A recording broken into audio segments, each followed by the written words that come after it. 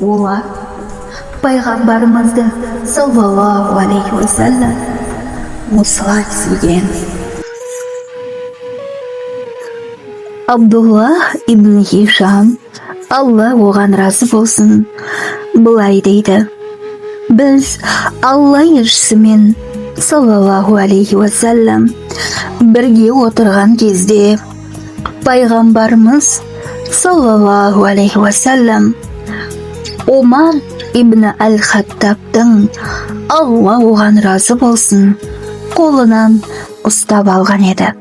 Омар: «О Алланың елшісі, сіз мен үшін барлығынан да қымбатсыз, сүйіктісіз, бірақ жанымнан кейінгі кезекте», деді. Сонда Алла елшісі саллаллаху алейхи уассалам: «Жоқ, мен саған жаныңнан да артық болмайынша иманың толық болмайды», деді.